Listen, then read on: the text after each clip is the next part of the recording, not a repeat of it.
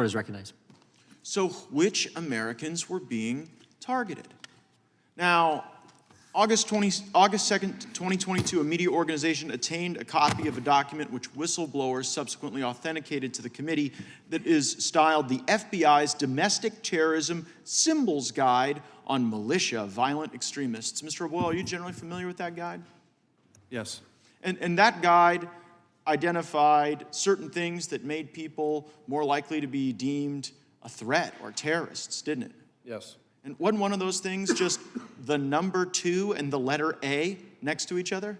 Yes, it was. And in your experience as a law enforcement official, does putting the word 2 or the letter 2 and A next to each other make someone more likely to be violent or law-breaking?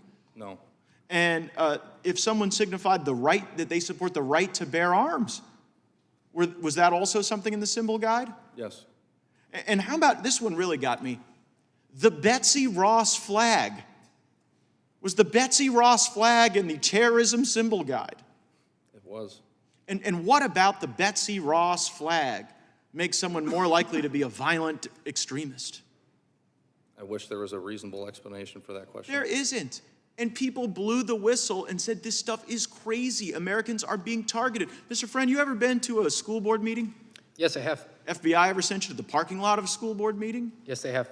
And in the parking lot of a school board meeting where the FBI sent you, you were taking down information regarding people's license plates. That's correct. Now, it wasn't the first time you'd been to a school board meeting, was it? No, I went on my own as a private citizen. As a parent. Yes. And so there you were. It must have been quite an interesting perspective. There you were taking down the information of people, parents attending school board meetings on behest of the FBI, and you had been one of those parents at a school board meeting. How did that feel?